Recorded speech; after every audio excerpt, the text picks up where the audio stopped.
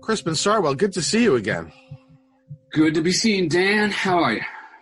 Welcome to everyone in the Sophia audience, bloggingheads.tv, meaningoflife.tv. This is the Sophia program, available on streaming video and audio podcast.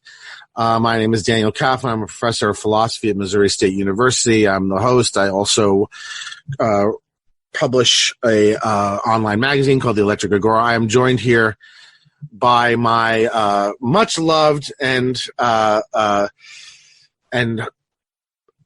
partner of powerful intellect, Crispin Sartwell, author of most recently Entanglements, a system of philosophy about which we did a number of dialogues that I recommend everyone watch because the book and dialogues are excellent. And also professor at Dickinson College, associate professor. Yeah. Now, before we get started, everybody's just, going to want to know, give us the 30-second about what's going on with you and at Dickinson with Corona, what's going to happen in the fall as far as you know, what's going on in your world. Yeah. Well, I mean, I don't think it's very atypical, but we've been in this extremely rural location, York Springs, Pennsylvania, where I live. My girlfriend, I've never really lived with my girlfriend, Jane Irish, before. But we've been living together 24 hours a day for the last couple of months. You've quarantined together. Yeah. Yeah. She lives in Philly, but she's out here now. I'd rather be where you are than Philly, right? Yeah. Situation. Yeah, I guess so. I miss like a little bit of city life, though. I guess it hasn't really affected me. Like, it's not like a bunch of people I know have contracted it or something like that. One of my colleagues, I think, did have it though. It's on campus? Yeah, I think we had a couple cases on campus actually. She's not sure whether she had it, but she had all the symptoms of it. But anyway, so I'm teaching. I've been teaching on Zoom. I'm just grading out for the semester today and tomorrow, I guess. What are they saying about the fall? All they're doing is scenario planning. Like several different scenarios. I think it seems more and more likely that we're not going to be able to bring everybody back simultaneously. That's a completely residential campus, though, right? Yeah. Yeah, a couple thousand people all on campus simultaneously. So I'm not sure. I mean, it might be all distance. It might be half the people come back. We might separate into quarters. I don't know, man. So have you seen your enrollments? Yeah. So mine are full. Yeah, it's not that my classes are empty. But I'm wondering, at first I thought, listen, half the people just aren't going to come back at all. Yeah. But now it looks like, at least from the enrollments, that they are, unless maybe people are just sort of enrolling and just saying, without committing, in here, you know what I mean? I think so. Like, yeah, I mean, it's routine to enroll on next semester's classes or whatever, but I've heard from several students that they don't think they're coming back. I had a couple students who were trapped on campus. And even some that haven't been able to leave yet. Were they allowed to stay there over the break? Yeah, they were allowed to stay there all this time. This happened in most campuses. That's. I think that's probably a good thing, don't you think? I mean, yeah, but they're going. Why send a student back into a hot zone when you're not in one right now, right? I mean, right, or like back to China in March or whatever. Right, exactly. Yeah, so I'm not saying it's not horrible and hard, right. But it's the right thing to do to let them stay. It seems to me. Right, but they're kind of going mental though too. Yeah, of course. And so people are in different situations, man. But it's yeah. There's no talk of furloughing or anything because that's starting to happen at places. Yeah, there's hints, but no declarations that there's going to be any furloughs or things. Yeah. We can't survive more than another semester or two, though. Is the school primarily financed on an endowment? Like, how does it? Or is it all tuition? It's primarily tuition. There is an endowment, but it's not that significant. So yeah, we're tuition driven. So if we lose, 20% of our students, it collapses or whatever. Oh, Crispin. So I don't know. We'll do this, right? How's it in Missouri? Look, in Kansas City and St. Louis are the biggest cities. They got hit the hardest. We're down in the southwest corner. knock on wood, so far we really have been not hit very hard at all. Yeah. I don't think we've been hit more than a really bad flu season here. Yeah. We've already started a partial unlocking, but I have to say that the county has been extremely cautious. I mean, you get this picture that in the really red parts of the country, people are revolting, and the people aren't. We actually locked down really early. I don't know what it is about my area in particular, because it is very right wing, but we have been incredibly careful. And they did. Maybe it's county leadership. I don't know what it is, but I've been impressed. Yeah, they locked down early, and the reopening seems to me to be quite sensible the way it's being done. That's good. And one good thing about at least some kinds of right wing places is that people are very obedient, and some kind of right wing places. And we're less the libertarian right wing and more the sort of the Christian coalition sort of right wing. And so, people do what they're told, right? I mean, they do. And in this case, in other words, I'm not going to supermarkets and seeing people be jerks. Yeah. Yeah, neither here. They're standing on the 6-foot dots on the floor, and they're not fucking around with it. And so I'm hopeful, at least, that we've been spared. Now, of course, as everybody knows, my very old parents live in New York and live in Nassau County, which is on Long Island, which is like ground zero, the worst place you could possibly be. And they're all right so far, but not only could they get it at any minute because they have help that has to come in the house, they can't take care of themselves. And where do you think the help lives? In fucking Queens. Right, yeah. Which is like the uber worst place in the world to be. And then on top of it, their age is such that the isolation by itself is just, they're deteriorating. My mother's dementia, is just like, so I wish I could tell you that, our well-being here is giving me great peace of mind, but I'm actually worried sick. Yeah. I'm worried about my 95-year-old mother, even though she lives rural. She's in rural Virginia. But the problem there is you have fewer cases, but there's no fucking infrastructure. Right, exactly. So if they get it, they're screwed. Like, yeah. How far is that? What's that? How far is that? For me, it's about 3 hours. And does she take care of herself? Basically. She has some help and stuff, but so that's been a problem too. Did you try originally to get her to quarantine with you when this first started, or was that not possible? Well, actually, we were traveling when this really hit, and we just got home or whatever in the middle of when they were shutting down. Oh God! We were in New York. Oh, for God's sake! And so I wasn't going to tell my mom to come. No. We were trying to shelter. No. We were trying to isolate for 14 days or whatever, oh my God! What an irony! You were in New York right when this hit. What was it? A conference? No, we went to the Armory show, the big art fair. Yeah. Yeah, Jane had some work in there and stuff.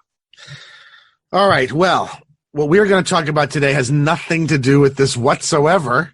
That might be refreshing. Is completely inconsequential, but is the sort of inconsequential thing that philosophers spend their whole lives talking about. The universe, man. This isn't inconsequential. What exists? This is all that matters. Totally inconsequential. Just the same way it doesn't matter whether Barclay's right or not about you're still going to drink your fucking coffee, right? But that may be part of what we argue about. I think part of our difference is that you attribute a kind of significance to some of these things, whereas to me, they're almost like just differences in the way you decorate your windows, right? But so what we're going to talk about, Crispin, I don't know how this has affected you, but this has, or I say one thing that has happened is I've become incredibly productive. Okay. I'm finding myself able to focus on this kind of work, maybe because it's a distraction. Yeah. I've been doing some pretty technical analytic philosophy, and I've actually decided to publish a book in installments on my magazine devoted to establishing a fundamental metaphysics. So I'm calling these installments Prolegomena, in order to be highfalutin and self-important. Well, whenever I think of the term metaphysics, I think of the term prolegomena. Do you really? Yeah, of course, Because you never want to read the whole fucking metaphysics. The prolegomena is enough, right? I mean, it's like, once you read the prolegomena, do you really need to read the Critique of Pure Reason after that? I mean, it's... Right. Hopefully not. Well, that's exciting, Dan. That's very ambitious and stuff. So, I'm doing these prolegomena to what I'm calling a pluralist metaphysics. And because you're really the only person I engage with, maybe other than Massimo, who does substantial work in technical analytic philosophy, you've written an entire book that includes this plus a whole bunch of other stuff. So I actually kind of wanted to engage with you on it. I kind of did solicit you to do this, and I appreciate you doing it. So I've done 3 installments already, and I think there's enough there to talk about. So we're going to start banging on about it. And I hope that we'll maybe do 1 or 2 more as it continues to develop. Okay. Great. I'd love to. Finished. I've really enjoyed them so far, and I'm getting a lot out of them. They're really making me think. So let me ask you, do you want me to sort of give the elevator presentation of what the point of this is, what this is about, and then you can start interrogating me? Sure. You want to start with a particular piece and just let the picture emerge. Why don't you say something about what you're doing overall? Okay. And then maybe we can focus in on some elements. Okay, so here's my motivation, Crispin. I'm tired of crazy philosophy. And one man's craziness is another man's common sense. I know. Well, fair enough. And look, this is highly opinionated, what I'm doing, right? I mean, and, I don't have the pretense that simply because I'm doing technical analytical philosophy that it has some real that it's really sort of has some objectivity, that it's not biased, right? It is. Right? There's a set of positions that I take to be positions I don't want to have to deal with. Yeah. And so this is going to tell you how to avoid them, right? Now, you can decide if you like if those positions are great with you, you're not going to find this compelling at all, right? Some of them really are crazy though, I think. But I would say that the positions a lot of them do have some pretty difficult baggage that they carry around. And so what are some of the positions I'm talking about? Panpsychism, right? So the idea that like muons are conscious, that's what I call one I would call a crazy position. The hard determinism, right? That nobody has any agency, I would call a crazy position. Eliminative materialism, the idea that there aren't any persons, or that there aren't any, or that these are just illusions, right? Dennett says that they're just like desktop icons, whatever. I take that to be a crazy position. So there's a number of positions that I want to sort of sprack and say, look, these are positions that we want to avoid. And the reason we want to avoid them, I think, is it's not just that they're crazy, it's that they waste a lot of philosophical talent and time and resource, right? I mean, we spend a lot of time chasing around. It's a lot of tail chasing, is my view. Okay. Now, if you accept all of that, I'm going to offer a remedy. Uh-huh. And so I'm acknowledging that this is highly prejudicial, right? I mean, it depends upon me characterizing views a certain way, but I do think that enough people in philosophy do find these views problematic, at least, if not crazy. Yeah, would make the thing of interest, right? So, go ahead. You're kind of connecting a conceptual crisis or an intellectual crisis with a professional crisis, right? Like you're saying, this is one of the problems with the discipline of philosophy, like it's driven into these bizarre corners. Yeah, so I did say in the second installment. Now, look, normally, if you and I have been having this conversation 40 years ago, I probably would have left that part out, right? Or 50 years ago. In other words, there was a time, even when I was still in philosophy, when doing wildly esoteric, counterintuitive stuff that doesn't matter to anybody other than us wasn't a problem, right? In terms of the institution, right? Yeah. But we're now at a time when the institution of philosophy is already under a lot of duress. Coronavirus is going to make it worse, insofar as the financial screws are just going to tighten even further.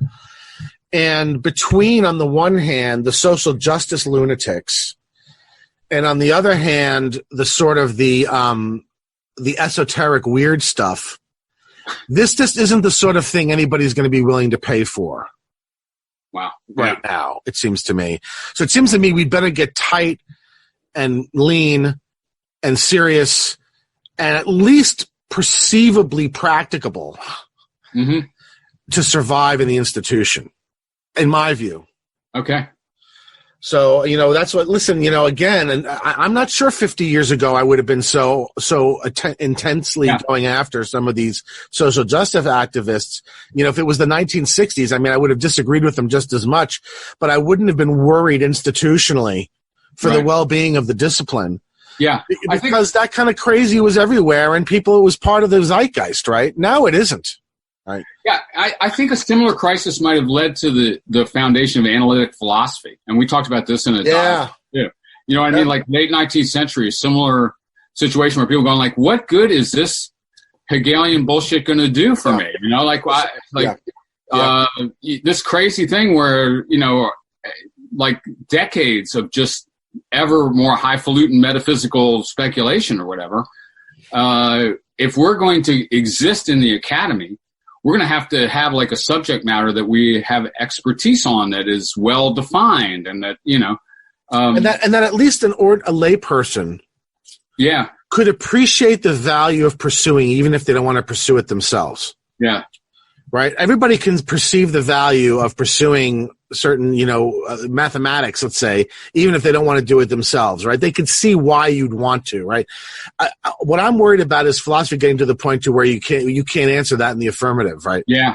Why should I care? And the answer is like, well, I don't know. Right. What's going to happen is the only thing that's going to be left is applied ethics. Yeah. Okay. The rest you're going to be able to just kiss goodbye. And so I am worried institutionally. But I would be making these arguments regardless. And so, I did have that in, but 40 years ago, I probably wouldn't have put that part in. And the social justice lunatics is a political problem that has to do with leadership in the institution and with professional standards. I don't think that's primarily an intellectual problem. So, that's I deal with in another way. So let me just I can do this now in just another couple of minutes. So we got the crazy positions. We got at least what I'm calling the crazy positions. And I want to talk about how we can avoid them, right? In that sense, the project is kind of Wittgensteinian. It's kind of a therapeutic. Let's dissolve some problems that seem to be endless and not going anywhere and tying up a lot of people in knots. All right. Now, how do I do that? Well, what I basically say is that all of these crazy positions are the result of either paradoxes or dilemmas or problems that arise that seem to force us in these crazy directions. But what I want to say is that only happens because we've already taken on board a number of assumptions that I think are false. Right. Now, I also think that the apparatus of Wilfrid Sellers' Scientific and Manifest Image, which I did a dialogue with Massimo about, is going to provide the frame in which for me to make this case, right, to make this argument. And I do think it's going to entail that we take on board what I'm going to call a pluralist metaphysics, which means it can't be materialist, right? Because materialism is a monistic metaphysics. It says there's only one kind of thing, right? Yeah. Now, I guess I'm in that position, basically. I take that position. Right. I know you are. Right. Now, pluralistic, but here's the thing. Now, pluralistic metaphysics typically are what upset people. And what often lead people into these crazy positions, right? They're either trying to avoid the pluralist metaphysics or they're trying to rationalize it or accommodate it. And then you get weird entities and weird, you get Platonism and stuff like that, right? Mm-hmm. So what I want to say is that Sellers plus a few other things is going to help us to defang the metaphysics such that the pluralism won't bother us. Right. So we like ontological pluralism. Right. Such that then the solution can go forward and we can all go back to what I'm calling normalcy, philosophical normalcy. And yes, I did pick that word on purpose, knowing that it evokes Warren. Is it Harding? Right? Normalcy? Yeah, I did that on purpose. I'm going to rehabilitate Hardingism in philosophy, right? I always thought of you as the Warren Harding of philosophy. That's right. And I'm going to embrace that mantle. Yeah. I'm going to grab that nettle and bring it on board. Making love in the closet at the White House or whatever. Yeah. So that's the basic frame. I know I expected you would not agree with it. It is at odds with what you do in Entanglements. I do wonder, though, whether some of our spirit is the same, but our educations and histories and roads have been so different that we just are doing it differently. But I don't know how incommensurable we are. Yeah, it's a good question. I'm wondering about that too. So go ahead and maybe why don't you start? All right. Well, what do you want to? All right. You did do the dialogue with Massimo on the scientific on Sellers, manifest image. But maybe we should go at it through that. I guess. Sure, we could start there. Yeah. And I suppose my thinking is that this is basically about kind of puncturing the balloon of ontology in a certain way, or like deflating the question, the flat question, what there is, like for example, externally to what we say there is, or systems of description and so on. Yeah. But the scientific and manifest image is a fascinating distinction in, I guess he maybe gets the basic idea from Eddington, right? The physicist, who says, like, the world as it appears to us is tables and chairs and people and cars. The world as it appears in fundamental physics is swarms of particles. I guess maybe this might even be Eddington's example. You think a table is solid because you can put a cup down on it or whatever, but actually it's mostly empty space, and it's a swarm of atoms or whatever. So Eddington goes with this. I don't think it's developed very systematically, philosophically, but he's saying, like, we have two incompatible images of the whole world. And I guess we just have to resign ourselves to that situation for Eddington. Right. But Sellers' account is much more complex. So it's not just the way the world appears. It's the way we experience the world with all our kind of critical faculties, including some of them that have been developed by science, versus, the fundamental scientific description of what there is in reality. And then Sellers' question is, how can we bring these things together so that we can have some kind of coherent single system? And I gather the metaphysics you're going for is pluralistic in that sense. Yes, but what you just said, I would take it. It's not that he wants thinks that there needs to be a single system. There cannot be a single system. Right. Okay. There's going to be a single image as the result of the combination of the two images in the manner that he describes. The combination is very specific. That's where the word stereoscope comes in, right? If you think about it, how a stereoscope works, you look through one eye, you get one part of the image. You look through another eye, you get another part of the image. You look through both, you get a single image that, in a sense, it's not even, I don't even know how to describe the relation. It's not a composite of the two images. It's more like looking through two transparencies. Right, almost, the way maybe like with 3D glasses, right, or something like that, right? I mean, it's more like that. And so the example you gave with the table, the Eddington example, is great. So because it allowed me to sort of, in a very pithy way, say what I think, and then we can interrogate it, right? So I think both views are correct. I don't think they're incompatible or in tension with each other. Okay. I think they're only in tension with each other on a mistaken conception of the manifest side, right? What I'm calling a hypostatization of the ontology of the manifest image. That's the key mistake. Although there's others, conveying causes and reasons. That's another another problem, right? In other words, I'm going to say there's a whole bunch of mistakes we make that prevent us from taking on board the view I want to offer, and that I think Sellers offers us, of how to put these two images together without reducing one to the other, right? Without eliminating one or the other, right? And without creating weird, spooky entities that we then have to come up with crazy views about, right? And that's what's powerful about the Sellers machinery, right? That's why I like it. Yeah, it kind of promises that. Like a non-reductive ontology, or like a pluralistic ontology. Pluralistic, non-problematic ontology where we get to have everything and lose nothing. I mean, that to me, I mean, you know, it's what you want. It's what you want in everything in life, right? Right? You know, why go for the small, right? I want to lose everything that I ought to lose.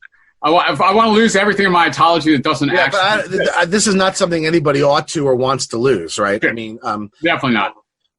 So in other words, there are coffee cups and there are also lattices of atoms. One does not reduce to the other. One is not eliminable in favor of the other, and both, in a sense, have the roles they play in the particular pictures that they play a part in, and those pictures both have a role to play in our overall conception of the world. Okay? Right.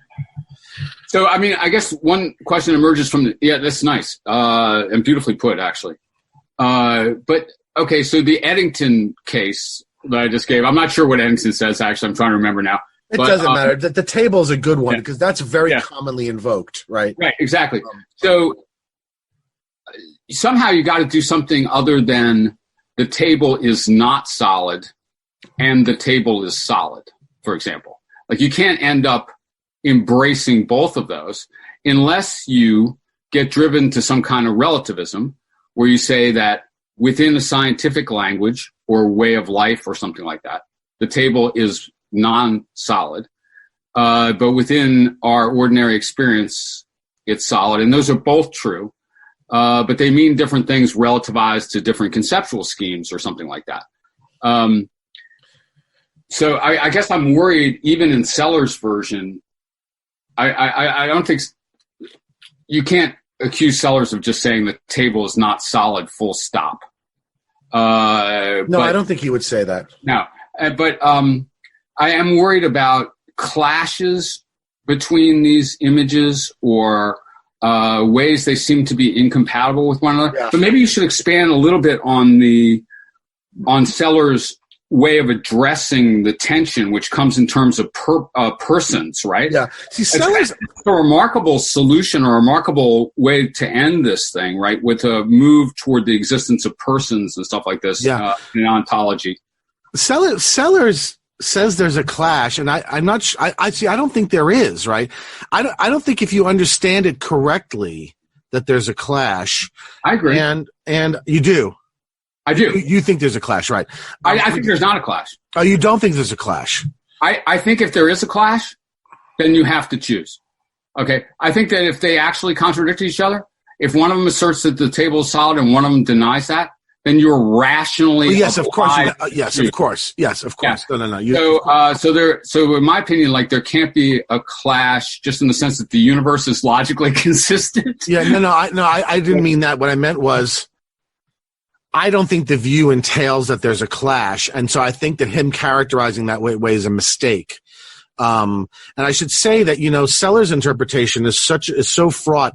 I mean, you know this better than anyone because your mentor Richard Rorty represents what I'm going to call the humanistic interpretation of Sellers, which to a great extent privileges the manifest image. The Churchlands, I'm sure Rorty talked about, right, are the eliminative materialists. They represent the other side, the right wing, as it's called, of the Salarzian interpreters. And what I want to say is that both of them are wrong. That if you wrong about their interpretation of Sellers? Yes, that if you get Sellers right, it's harmonious. Okay. That in a sense, the scientific image and the manifest image each contribute something that is required to have a complete picture of a world that has people in it, right? I do think that a world with people in it requires a fundamentally different kind of account than a world with no people in it. Now, that is something that, may be too much for you. That may stick in your throat. That may be too much for you. I can talk about why, and it's a lot to do with what Seller says in the last parts of the paper. That is, and it's because of the irreducibility and the ineliminability of intentionality, right? Right. The fact that, I would just conclude from that in that case, science cannot describe the world. I mean, in other words, science, there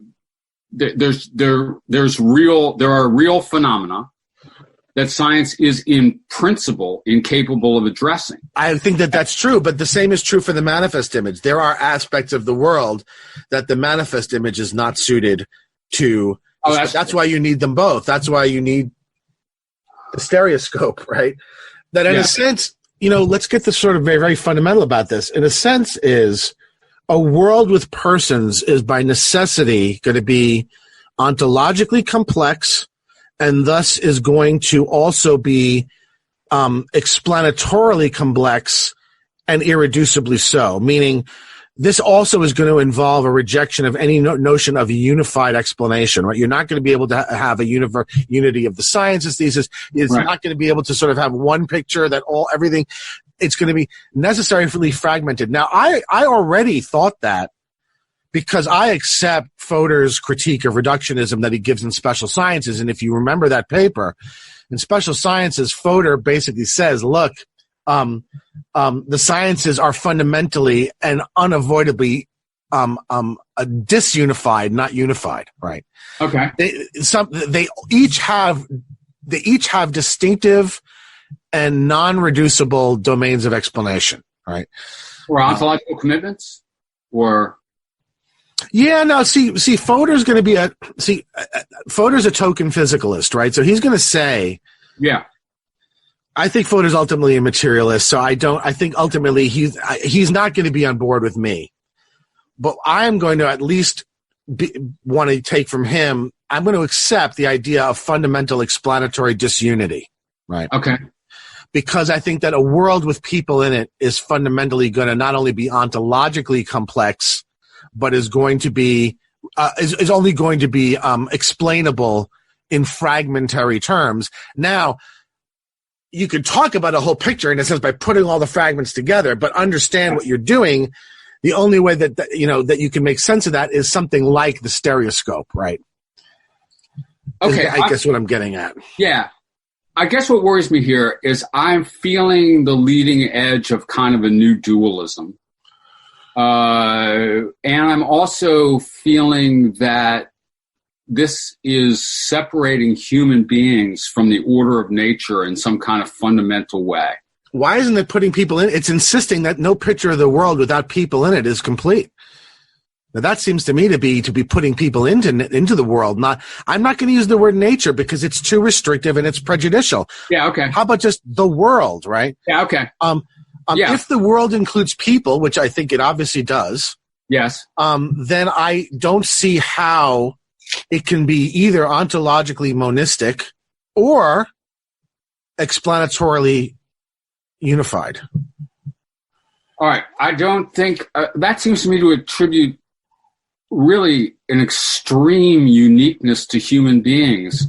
Like we create. Yeah, I do. I think language and intentionality are game changers. I do. We create a level of reality that's inexplicable in, for example, physical terms. And yes. Stuff. All right. But I mean, look. That to me is dualism. But it is. I mean, look. Well, I'll handle the dualism charge. Look. Yeah. Obviously, it's dual. It's at least dualism in one way because I stipulated that it's metaphysically pluralistic, right? Yeah. So, okay. But there's the other part of it, which is the defanging of that, right? Which is the sort of the rendering of that as not problematic, because I take a very deflationary account of what a metaphysical commitment is, right?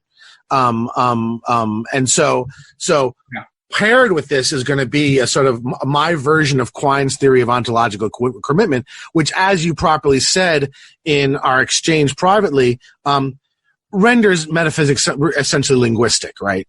And I think that that's true.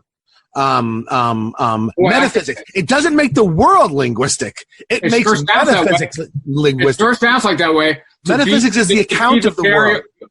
To be is to be the value of a bound variable. Right. Okay. So I make things just by yapping. Right. I create clouds but they didn't exist until I bound them with my variables or whatever. The word. Look, you're conflating the world with the account. Well, that's what Quine is doing. To be is to be the value of a bound variable. He's conflating the world with his logical system. Right. The problem is that the alternative is worse, right? The alternative is is going to be some kind of crazy metaphysics, right? And so look, my inclination is deflationary generally. Yeah. Right. Now, if that's also going to be a problem. I mean, if one is not inclined, because one of the things you're going to have a problem with is sort of truth on my account, and my account of truth is deflationary too. And so, I'm not denying that you have to accept a lot of things to take the road that I'm taking. I guess I just want to say there is a road that I think we can take that provides a pretty damn nice philosophy that is also quite consistent with common sense, which to me matters quite a lot.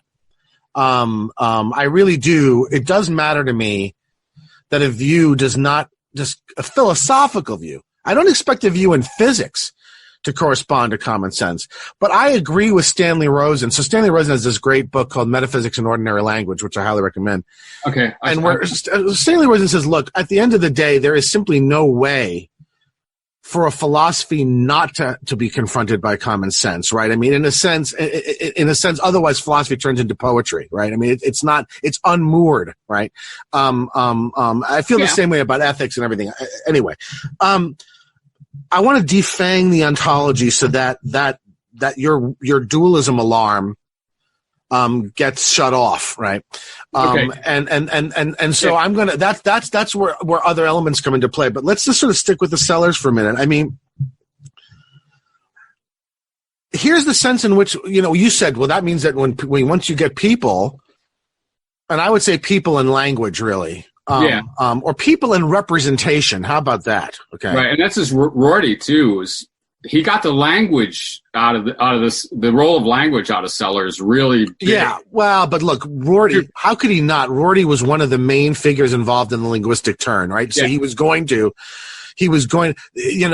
he later evolved into something of a continentalist and all of that. I do think he started out pretty much on board with linguistic philosophy, right? I mean, really. And I don't know if he ever shed it completely. No. The role of language. I know that you don't love linguistic philosophy, and I understand that. And hopefully that'll come into.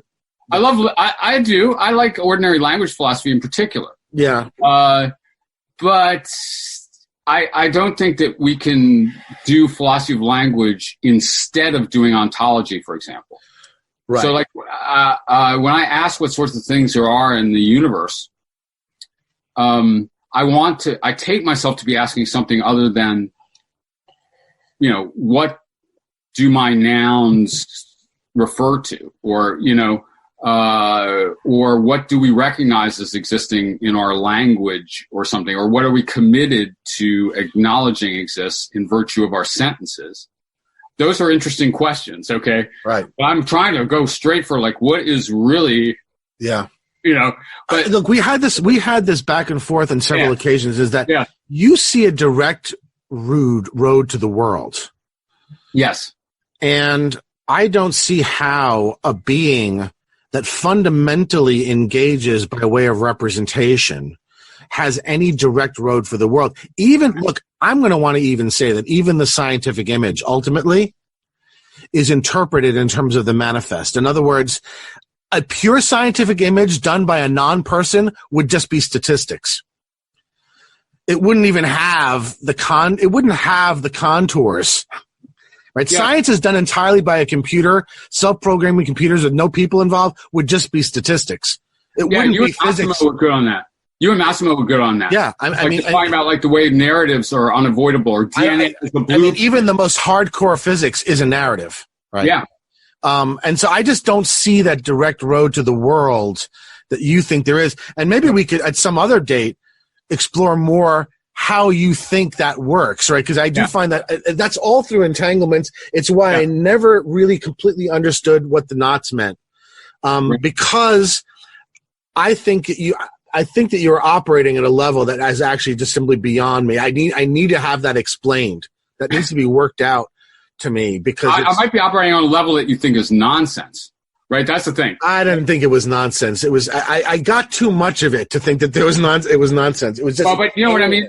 In other words, I'm doing metaphysics in a way that you want to deflate, right? You know, which is completely understandable, because, I mean, one thing is just even figuring out what the standards by which you would recognize a true from a false theory on these things, like how you would test anything along these lines on fundamental ontologies, idealism versus materialism, say.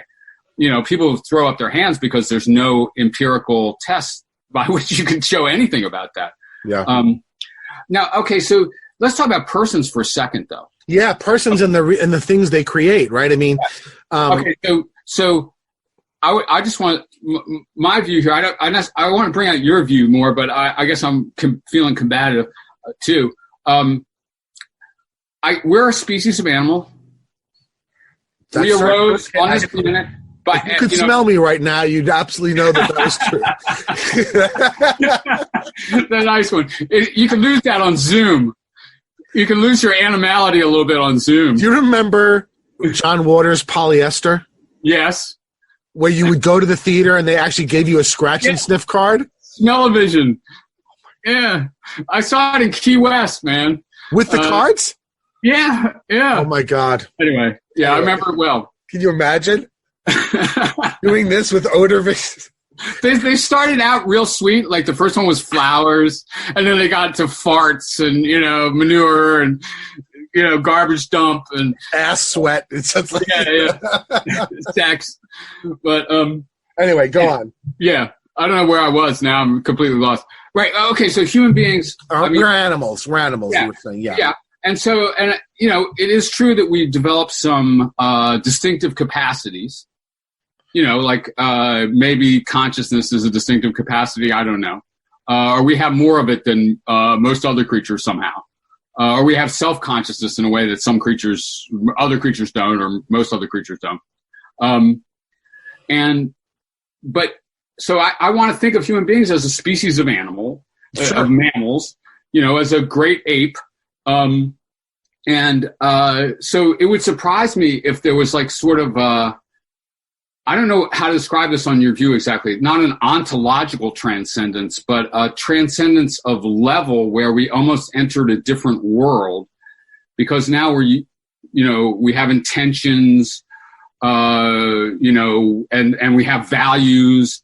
We recognize the existence of persons. And these are things that don't exist in the scientific universe or something like that. So, I mean, I guess I want to resist that, because I want the whole thing to be one thing. Right. Well, but so I guess that's our basic difference. Maybe. Let me ask you something. Are you primarily concerned about a non-monistic world, or are you concerned about a non-monistic explanation? I guess I want to say I'm concerned about a non-monistic world, but that's not, you're going to resist that as a characterization of your position, right? Well, no, I mean, my world is non-monistic, right? I mean, that's why it's called a pluralist metaphysics. I just hear echoes in your voice, sometimes of one concern and sometimes of the other. Like the very last part of what you just said sounded to me like what you were really concerned was about a unified science, right? The earlier stuff sounded to me more like you were worried about the idea of a fundamentally pluralistic world, right? A world that's not ultimately just a single substrate or something like that, right? I mean, I do have answers on both of those accounts. Whether they would assuage you is a separate matter, but I do address. I mean, that's what I'm mainly concerned to address, are those kinds of concerns. And what I want to say is, don't worry, man. You see, the reason you're worried is because I feel better.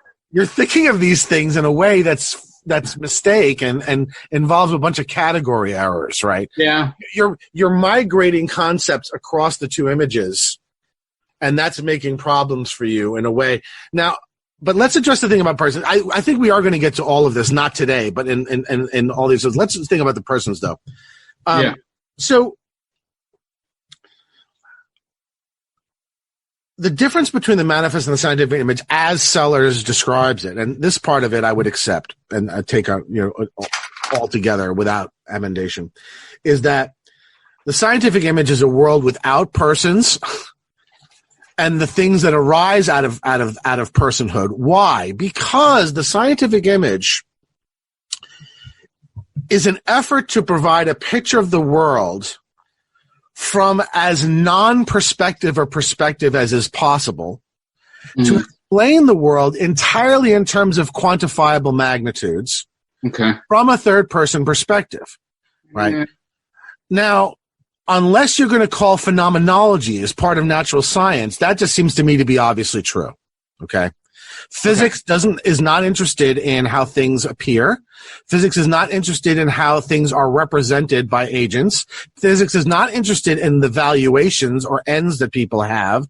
Physics is interested in giving a picture of the world to the extent that one can, entirely in three third-person terms, in terms of quantifiable magnitudes that are describable in mathematics. All right, that is what science ultimately tries to do. Now, you already have problems there. Massimo Pigliucci would go on a soapbox that you cannot reduce biology to physics. Yeah. So Massimo's going to want to say the fucking scientific image is fragmented too. Yeah. And non-unified. Okay. Some people, are going to say, and Massimo said, Massimo has told me he's read papers. Now, this is going to be beyond my ability to read. But allegedly, there are papers that argue you can't even reduce chemistry to physics. Okay. Right. Okay. Now, if that's the case, then the picture I've given the scientific image is already too neat, but I'm willing to grant it. Okay. Now, the manifest image is the world as it is, including people, their points of view, their representations, their values. Yes. And all of that. Now, a complete picture of the world has to have both, right? Yes. Because, in other words, it can't have both. Huh? It can't have both. It can't have the both in the sense of one image that denies the existence of persons. They can have both in that. They can have both in that there's only one world. Yeah. It's simply metaphysically complex. Yeah. And you can get a single picture of it so long as you look through both images in the manner of looking through transparencies. So if I confronted you with that's not in itself incoherent. Otherwise,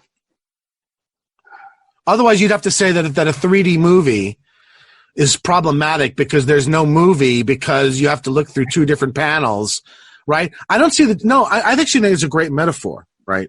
Okay, so but this is why is there not a problem with a 3D movie? There's just one movie, right? But a complete picture of the movie requires both sides of the glasses to be looked through simultaneously. If you close one eye, close the other, you get an incomplete picture of the movie, right? Right, but there is a problem with a movie that does and does not have persons in it. Well, if you do this, it has no green in it. If you do this, it does have green in it. That's not a problem. Okay, so is it? Or do you think the analogy is inapt? Well, well, it's a nice analogy, and I'm trying to work a way to attack it, but I'm a little stumped at the moment. But I'm going to keep pressing on whether these images contradict one another or yield contradictory claims if you accept them both. Yeah, so I don't think Sellers doesn't want us to accept them both in some sense, right? To a certain extent, what I want to say is that, and I'm using this word the way sort of Wittgenstein would. I don't mean this in the way that you'd get in an introductory linguistics course. I would say the manifest image and the scientific image have different grammars. Okay. But they have different ontologies. Yeah, but that follows from there being different grammars, right? For Wittgenstein, right? Right. Okay. Right? For Wittgenstein, the ontology is going to be tied to the grammar, right? Because again, and if the problem is going to keep coming back, maybe to this concept of ontology and what it is, right? Ontology is just a theory, man. It's not like you've just like bumped into the world, right? Ontology is a theory. Okay. Yeah, and I want one of them. And I not. Well, no, there is one theory, but it is a theory that describes a world that has many parts, pieces. I guess is what I'm saying. Yes. And if the pieces, here's why I don't think there's contradiction, Crispin. Let's just take one element from each, okay? So,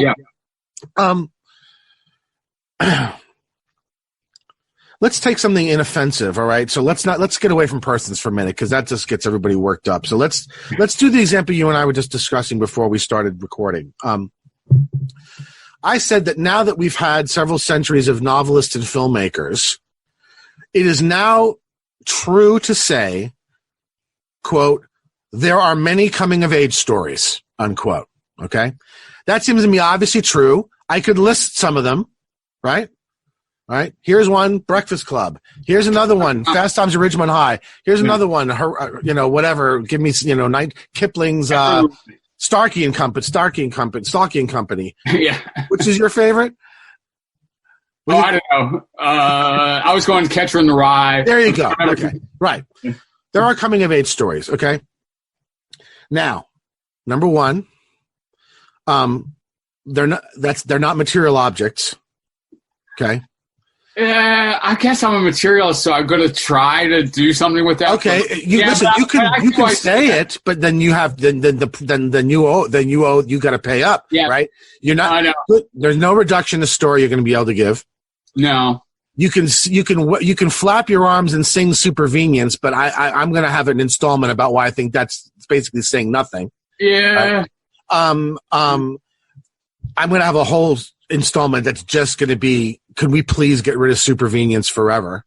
Because it's just everybody's black box. Right? Yeah. It's the laziest thing I could imagine, right? Anyway, no reduction, no supervenience. You can't eliminate one or the other. I mean, you could say there are no coming of age stories, but it's false. And I could prove it, right? I agree. Now, here's the thing. Unless you think of coming of age stories as things in a hypostatic sense, right? So what do I mean by hypostatic? So one of the things I say in the third installment is that one of the basic mistakes I think philosophers make is they think of ontological commitment in terms of a single kind of object, right? So discrete objects in space and substrates, right? So we think when we ontologically commit, we're committing to that kind of stuff. And so when you say, well, I'm ontologically committing to coming of age stories, you have two choices. You can either say, well, those things aren't that kind of stuff, and so they must not exist, so we'll be eliminativists. Or you say, well, those things are things in that sense, so they must be a weird kind of stuff, and then you get dualism, Platonism, and interaction problems up your ass. Right. Now, what I say is that was a mistake to begin with. There's nothing intrinsically hypostatic about ontological commitment. All ontological commitment is saying that there is something.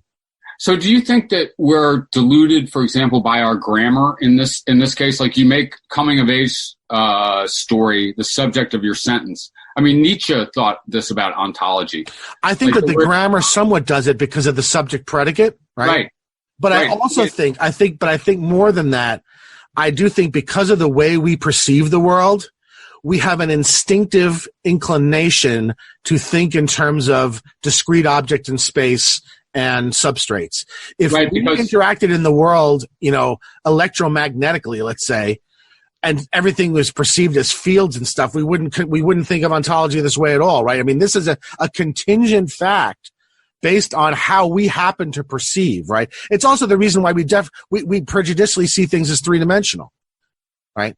Even the scientists tell us that things are just space-time worms. That's not how we perceive them, right?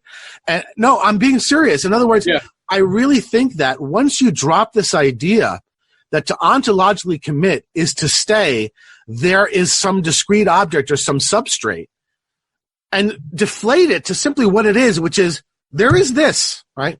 Right. And what's the proof of it? Here's an itemized list, right?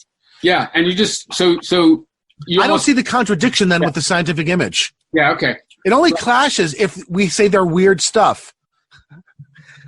Right, and so yeah, that's good. So, in other words, like you would do ontology kind of piecemeal. There are, there are coming of age stories. Now, this might be a kind of not thing if we're going to resist. I mean, it's hard not to use this language, right? But this is a kind of thing. That's why I invented the word thingy.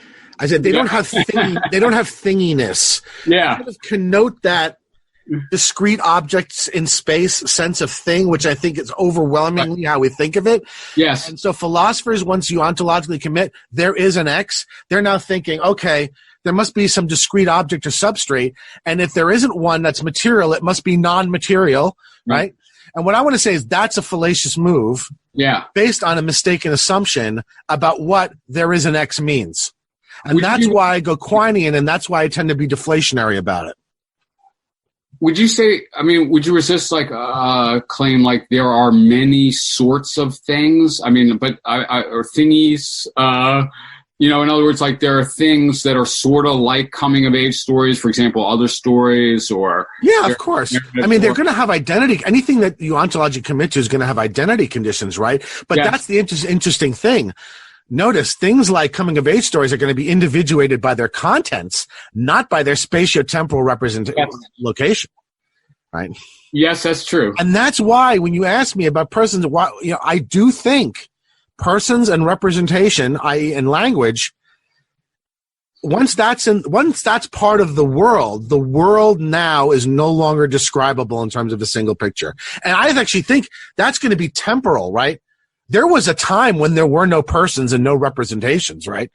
Yeah. Right? And if God came along, there would be a scientific image and it would be entirely statistical and that would be it, right? Right. You mean God's image of the world would be entirely statistical, or? Right. If God, it would be like the God computer. It would just be, right? It wouldn't have to be in a narrative. It wouldn't have to be it would just be a bunch of statistics, right? Once you add people, I don't know how God thinks. And language, there can't be a monistic world, and there can't be a unified system of explanation. Yeah, I disagree. I don't think we're that unique. I don't think how we could be. But I just talked through this. But that's a general scruple. Right. I give a specific example, right? Talk to me about coming of age narratives. Don't give me a general platitude about how we're not special. I don't care whether we're special or not. This is not stealth Christianity, right? Okay. I'm not trying to convince you that we're the center of the universe. I'm just simply saying. I think you are. There are parking regulations. That's true. Okay. They're not physical objects. They exist. They're also not non-physical objects. They're not objects. They're parking regulations, right? They're individuated by their contents and by their roles, right? Yes, true. And that means that the world includes not just rocks and stuff like that, but also things like parking regulations. Right. And there's no clash between them because parking regulations are not funny stuff, right? All right. Okay. Fair enough. Although, I actually try to say something like in Entanglements about how something like a parking regulation or a coming of age story can be part of the material universe exhaustively. Right. But I admit that I'm writing checks there too, though. But I don't know. That was the part that I actually, frankly, this is a confession. I don't think I understood it properly. Yeah. Well, it's not that I can pay off on this totally, man, but so in other words, I'm going to look at all the copies of Catcher in the Rye. And I'm trying to figure out what Catcher in the Rye is.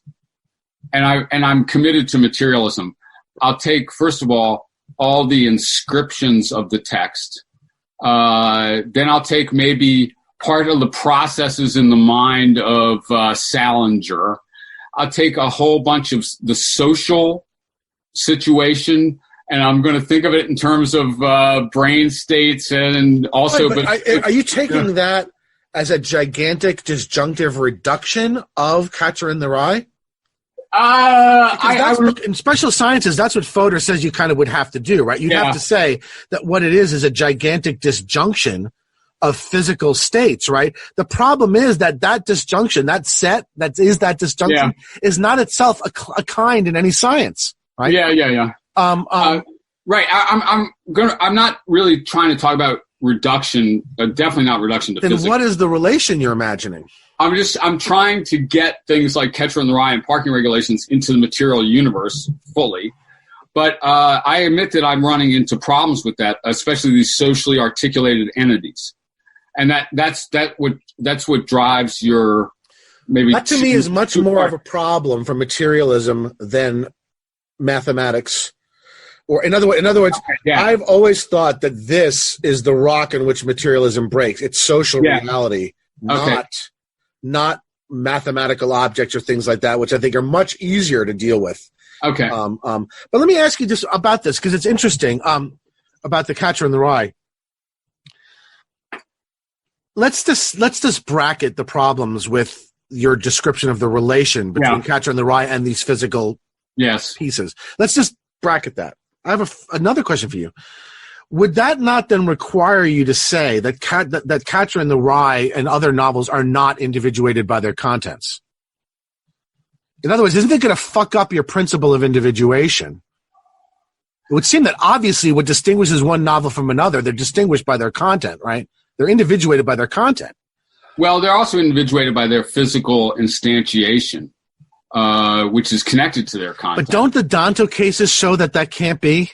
Yes, that's true. Right? Right? I'm thinking about Pierre Menard's Don Quixote, right? Yes. They've got to be individuated by the kinds of, unless you're going to stipulate that those kinds of cases are not possible. Well, I haven't really tried to do this fully. I mean, I might talk about causal chains, different causal chains leading, to a copy of Don Quixote and a copy of Menard. Individuate them by causal histories? I think that's part of it, probably. Yeah. But I'd have to see that. That's how you'd have to go, I think, right? Yeah. I mean, that's how you'd have to. But I think that, let me just say, I think that what you're saying is plausible. Okay, it's a lot more common sense the way you're treating parking regulations. That's that's part of what I find appealing. That's true. I just don't feel. I feel like a theoretical physics can be and probably should be pretty damn far away from common sense. Oh yeah. Okay. I guess I don't think a philosophy should or can be. Partly because I don't see how philosophies ultimately. I don't see what the criteria of adequacy are for philosophies other than comportment with common sense. In other words, look, the criteria of adequacy for a theoretical science is whether it makes the right predictions, right? Okay. That can't be what the criterion of adequacy for a philosophy is. What could the criterion of adequacy for a philosophy be other than some sort of intuitive or commonsensical commensurability, right? Right. What else could it be? I'm a little worried about this as a technique, though, too. Because, I mean, for example, in epistemology, where I've been, trying to argue for decades that knowledge is merely true belief, and I come up against these intuitions, okay, and everyone just intuits that can't be right. And I kind of think that they got their intuitions in Intro to Philosophy, okay? So, sometimes I look at something that people claim has this intuitive status or this bottom line status. Sometimes I feel it completely. Like the existence of this cup or parking regulations. But sometimes I feel like, you're playing with these intuitions. You're driving intuitions in different directions. You're appealing to intuitions that maybe I don't share. But I guess. What do you think? What else let's say I accept all the complexities and difficulties about intuitions that you recommend. But if I ask you, what could the conditions of adequacy for a philosophical account be? Yes. Given that it can't be something like predictions, it can't be something. In other words, it's not going to have the kind of conditions that you could ascribe to a theoretical science. What could it be other than some sort of comportment? Right, but I got to say also. And aren't all the best arguments against philosophical theories ultimately invocations of competing intuitions? It seems to me that that's the case. Certainly in ethics, that's the case. Right. But I mean, I guess your intuitions have to be at stake to some extent, too. Intuitions are defeasible, of course. Yeah. But and usually by other intuitions, no? Yeah. So it's a complex terrain, but yeah, I basically agree. Or I mean, like, I guess I would tend to say, like, not intuitions necessarily, but like bottom line features of experience that it's got to be compatible with, or something like that. I personally, for me, the philosophy has to be compatible with my intuitions, I guess. But my intuitions are. Well, that's true of everyone, right? I mean that it's asking too much of a person, right? To write a philosophy that's not compatible with their intuitions. I mean, that's. But yeah. I guess I just don't see what else could be the arbiter amongst competing philosophical theories. I mean, look, you have things like internal coherence, right? And methodological, but those are going to wildly underdetermine. Well, you're still going to have a lot of competing accounts even after you filter that way. I mean, you could have other standards, right, of theory choice, like just even in philosophy in terms of economy or various aesthetic standards of theory choice, or you could have some bottom line theoretical commitments that you have due to scientific claims or something like that, I guess. Yeah. It's interesting though that you would accept those kinds of constraints, which are so highly a function of persons and their points of view, while at the same time trying to sort of, defend this very hard-nosed materialism. I almost wonder whether you're interesting in the sense that I do think that there's some tension between, on the one hand, you strike me as maybe the most supremely humanistic philosopher in one sense, given the elements that you want to bring in to the work you do. I mean, you bring in stuff from the arts and from literature and from Eastern religions and all kinds of stuff. I mean, you're just a huge kitchen sink guy. And then on the other hand, in other words, you don't look or smell or act very much like a hard-nosed materialist. For one thing, you're not nearly enough of a Philistine, right? Appreciate it, man. And I do think there's a little bit of a tension in. Yeah. I mean, do you not see a tension in bringing all those aesthetic values as constraints upon the adequacy of an account in what is supposed to be overall a hard-nosed materialism? Oh, well, I wasn't necessarily recommending all these aesthetics. Okay. Actually, I think they're very problematic. But, I mean, yeah, I feel the tension with my own material. My own commitment is to a one-plane, this is the opposite of you, man, a monism, a one-plane ontology. Like, I want everything to be connected. Yeah. Why?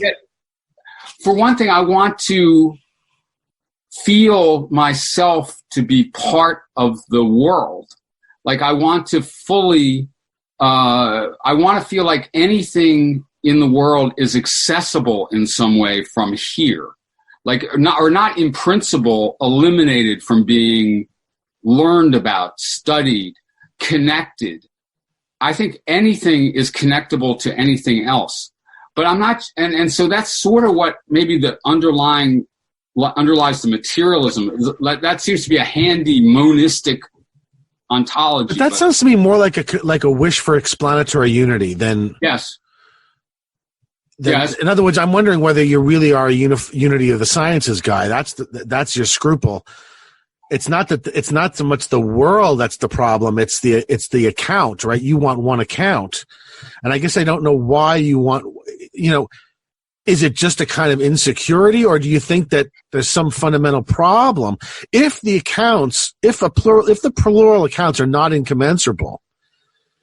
Now, I think you think they are, but I thought with the case, at least with the case of the coming of age stories, I kind of showed how they don't have to be, right? If one doesn't hypostasize ontological commitment. Maybe we should devote a separate lecture to the thing about ontological commitment. It seems like that's going to be one of the rocks we're going to keep bumping into. I would love to talk about that. And maybe reread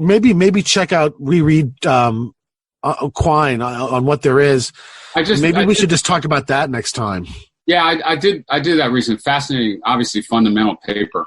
I would like to argue about persons too. Yeah, well, that's going to have to be, and I'm going to have probably a whole installment on persons. And so, because I don't think persons are the kind of thing that you and Massimo think we are. So you don't, do you not think that do you not agree with Sellers that intentionality and representation are fundamental elements of personhood?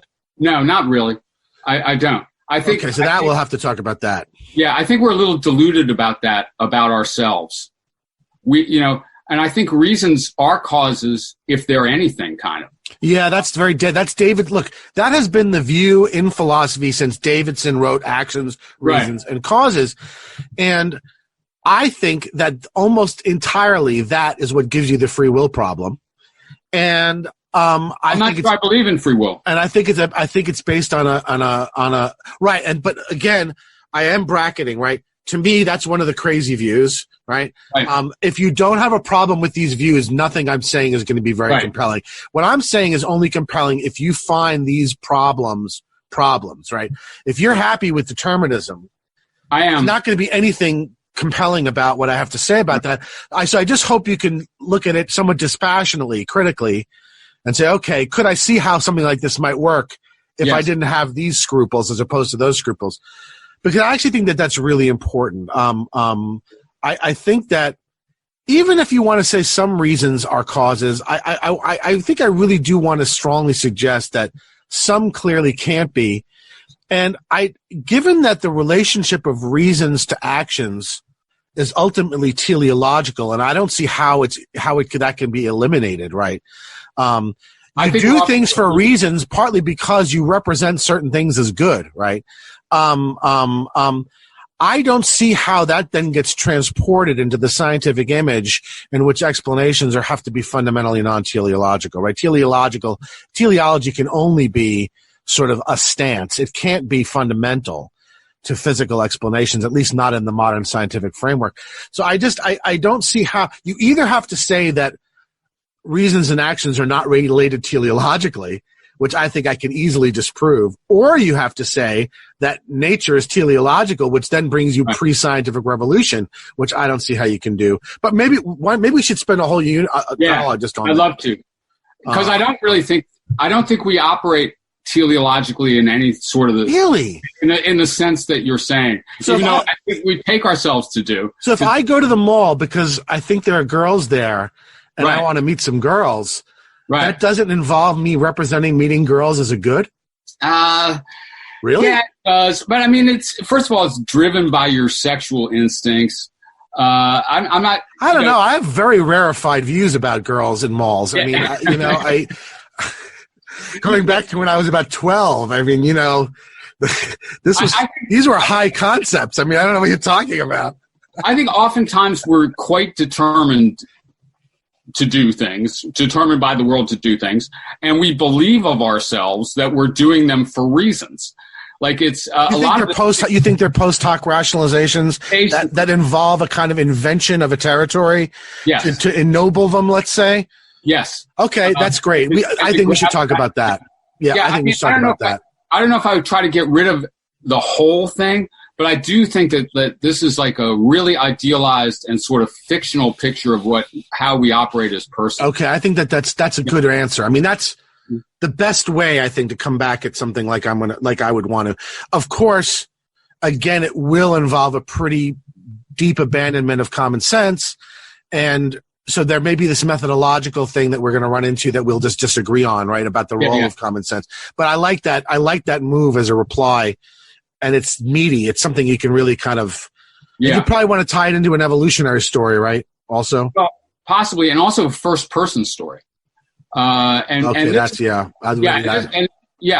thing would be like the experience of addiction, where I'm sitting there going like, am I picking up that beer because I want something good and I think this will help me get something good?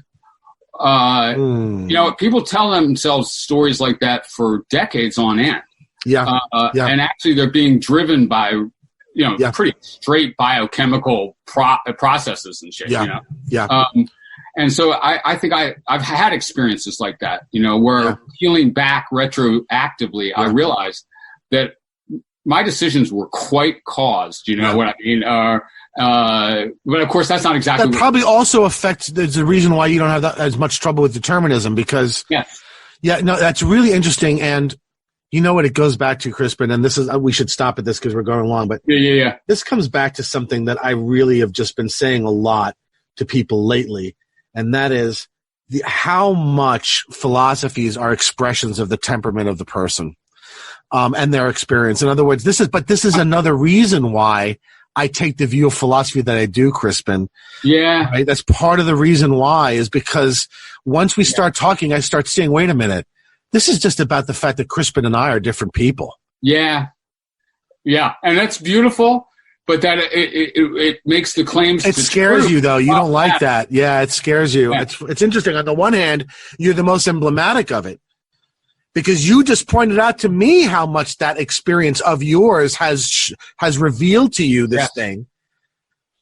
But to my mind, to a certain extent, that does sort of feed into what I'm saying about how we should think about philosophy, right? True.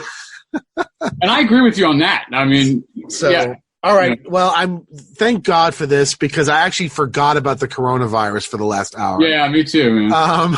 And I know this is going to sound cringy, but thank God for you, Crispin. I really, this is, I've almost ceased doing academic work because I dislike the environment. I dislike the players increasingly, and I dislike the institution and the way it works. Yeah. But I want to do rigorous work. And I think without you and Massimo and a few other people, I don't know what I would do, honestly. I need to bounce these things off of people. We need you to keep working too, man. I really think the Prolegomena are going interesting directions, man. I appreciate it. And I don't know, once they're done, I'm going to have to decide what to do about it. I'm going to want to publish it in some form. I don't think I want to publish it academically, but I also don't want to just publish it on my website. Yeah. And I'm going to have to think about what to do about it. Maybe now that I have access to a trade publisher, I can put it in a more digestible language and publish it sort of like this book I just did was published. Yeah. But we'll have to see. Anyway, Crispin, thank you. And stay healthy, stay well. You too. I don't pray, but figuratively, I'm praying that your school is able to weather this. And your parents. Thank you. Yeah. And that you have a relatively normal semester coming up in the fall, as I think we all hope for. Yeah. All right, my friend, take care. See you, Dan. All right, I'll see you soon. Bye-bye.